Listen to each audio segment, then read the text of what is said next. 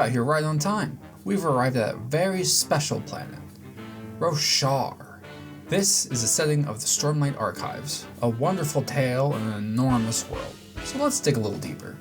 We can't talk about the story without talking about the land itself.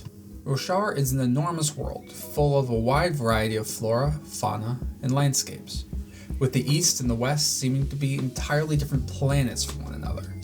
To the east, the landscape is muddy, barren, and harsh. Many planets in this area are a bit strange. They've had to adapt to the harsh storms that hit this region compared to the rest of the continent. This change can be seen in the animals as well, many of them having harsh shells to protect them in this environment. Now to the west, this region would look much more like our world. The harsh storms don't impact this region as harshly, allowing flora and fauna to prosper normally. The most significant natural force in this world is known as the High Storm, a world-spanning tempest that regularly sweeps over Roshar. It brings devastating winds, drowning rains, and vicious lightning. It shapes the way of life in this world, because if you underestimate the storm, it might just sweep you away. Now let's talk about the people that live on Roshar. The people of Alethkar, for example, have a reputation of being warmongers. They can't exist without conflict between other nations or within their own princedoms. Your social standing here is heavily dependent on your eye color, where lighter eyes are seen as nobility, dark eyes are seen as lower class. In contrast, the Shin people of Shinovar are a solitary society that cherish those that create, whether that be food, music, or dance. They are seen as more important than the warriors, who are only seen as subtractors of the world. The Azish are a society of scholars that cannot have action without documentation. They are bureaucracy incarnate. These are the people that choose their ruler based on who wrote the most eloquent essay. The Thalens are a society of merchants who stretch their influence throughout Roshar with their various trade routes. They also pride themselves with their expansive and very powerful navy. Finally, though they hold no lands of their own, Parshmen. Following any order commanded and not willing to hold weapons, they are seen as servants throughout Roshar. Alternatively, there are the Parshendi, who live on the Shattered Plains. These are Parshmen that are fighting back against the Alethi for their independence and freedom. These civilizations didn't always stand, however. The people of these lands have been on the brink of collapse many times due to the events of what's known as the Desolations. The Desolation brings creatures of horror from the great beyond to Roshar. Their goal is to destroy this world and leave nothing in its wake.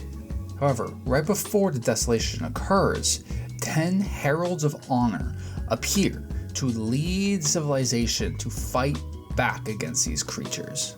These heralds are mythical champions wielding powerful weapons known as the Honor Blades. And while most of Roshar still does perish during the Desolations, the heralds would always succeed in driving back the Voidbringers. Once the threat was neutralized, the heralds would disappear until they were needed again.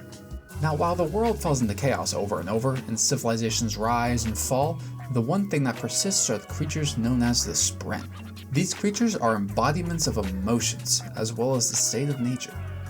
They're often seen as small glowing creatures that are either seen as a minor nuisance or viewed as divine beings. Spren could be observed all over the world, notably where strong emotions, good or bad, are present.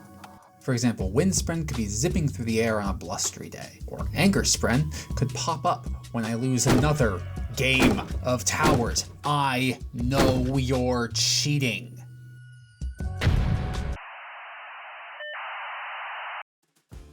Greetings, Lowlanders. I am Tong Third Son, and I invite you to come stay at the Eater's Reach Resort. Located in the Horn Eater Peaks, take in the views of the mountains, relax in our saunas with a cup of Horn Eater White, and rest your airsick lungs. The Eater's Reach Resort. Come ease your mind in the peaks. Along with Spren, the other magic seen throughout Roshar is what's known as Stormlight. This is an element that originates from the High Storm. As the tempest rages through a region, the main benefit is that any gemstone you have will be filled with this mythical element. And while most of Roshar utilizes these gems as either light or as trading currency, they can also be used as powerful messaging devices known as span reeds. or in very rare cases, used to create soul casters, which are used to alter the state of any object. Finally, in the same vein as rare and powerful tools, we have what are known as shard plates and shard blades.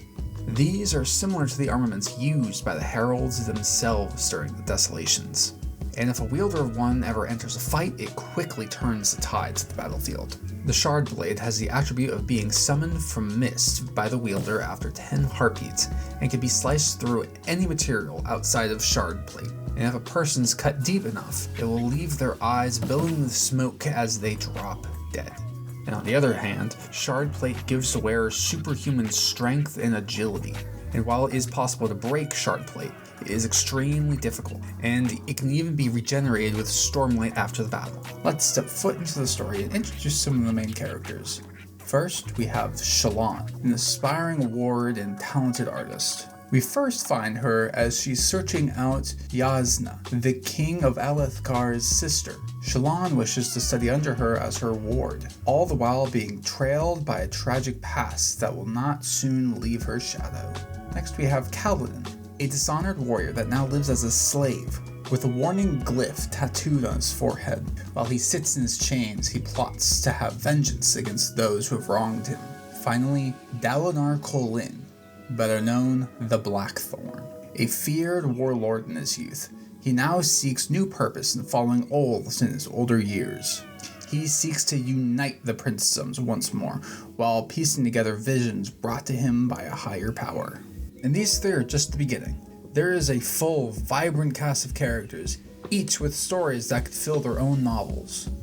Now, if this setting interests you, I encourage you to check out The Way of Kings and enjoy the story for yourself. Finally, if you needed any more encouragement to get into Sanderson's work, they are coming out with a TTRPG set in this setting called The Cosmere, so now is the perfect time to jump into the series. Thanks for hanging around. Please consider leaving a like on the video, because it shows me that you enjoyed this weird animation experiment thing I have going on. But for now, I've been Womble, your interdimensional wizard guide, and I hope to see you next time.